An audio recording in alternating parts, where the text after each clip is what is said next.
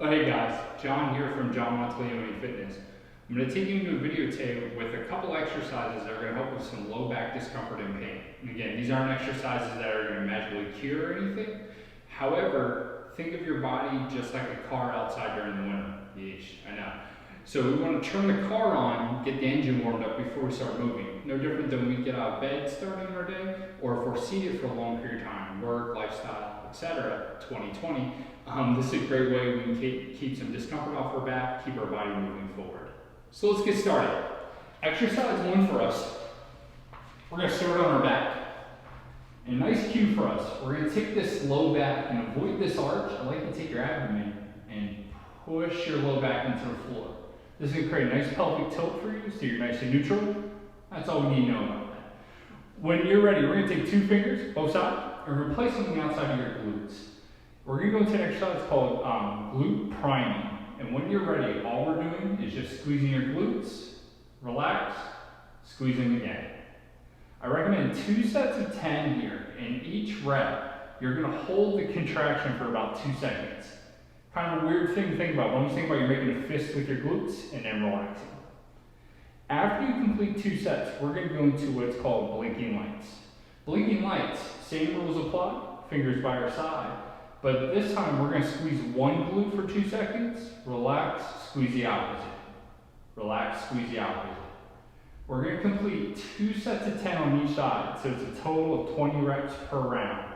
And again, we're going to squeeze one glute, relax, squeeze the opposite. Relax, squeeze the opposite. And you'll notice here, there's usually a strength imbalance there, usually having a low back discomfort. Excellent. Next exercise for us, we're going to go into what are called our hollow holds. Again, we're going to push that low back into the floor. We're going to now squeeze the glutes. This is going to provide a nice base for us. Taking your abdomen, we're going to tighten it and slowly lift our shoulders and head off the floor. We're going to hold this posture now using our abdomen and our glutes staying nice and tight. And this can counteract what's called your upper and lower cross syndrome patterns. We don't have to get into all that in this video, but by activating here, we take a lot of pressure off that low back. We're going to hold this for about 20 to 30 seconds. And again, I would recommend completing 2 rounds. We'll rest. And again, engage your glutes first, and then tighten your core and lift. It's all about that sequence. And we just breathe through this hold. How's your day going? Great. Excellent. From this motion, we're going to switch gears. We're going to go into a bridge hold. And this is a classic core exercise. We're going to use this as a stretch. Again, using your glutes, low back is flat. We're going to tighten the glutes, slowly pick up the hips. We're not looking for an arched back, but nice and neutral. Glutes are still engaged. And then when you're ready, we're just going to rotate those arms overhead. And we're just going to hold. And again, isometric hold here, I recommend 20 to 30 seconds. We just breathe through this. Again, we're teaching our body to support our spine through our abdomen and our glutes, no pressure in that low back. After that 20 to 30 second window, we breathe in, bring the hips down. We go through one more set if we need it. Let's go into our hip flexor and then also a sequence for our thoracic cage. Hip flexor stretch. We're going to stay one knee down, one knee up. Staying nice and upright. When you're ready, using your glutes, because now we know how to engage them, we're going to squeeze that right glute and we're going to tilt our body forward. Noticing how my shoulder to knee are going to stay in alignment. Again, my abdomen's tight, but now I'm stretching out this hip flexor. And again, I recommend holding this for about 20 to 30 seconds. Focus on your breath. Bring your body back. And then I would obviously recommend switching up. Bringing the knee up, we're at that 90-90. I'm squeezing that left glute, and now I'm tilting forward. Body weight's driving this foot into the floor, and I'm staying nice and upright. Excellent. Last movement for us. I call this a triangle T rotation. This is going to open up thoracic cage and hip mobility.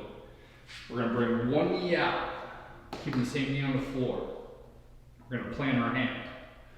The opposite hand, we're going to hold that right rib cage. And when you're ready, we're just going to breathe out, turn your head, and then slowly pull the rib cage to that side you're looking at. Hold for about 3 to 5 seconds. Breathe in, rotate it back.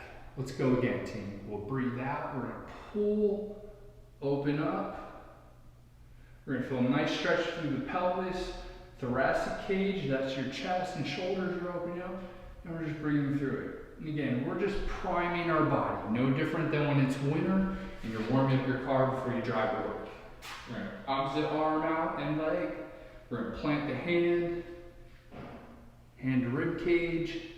Again, turn the head and slowly pull that rib cage to that same side. Open up the stretch.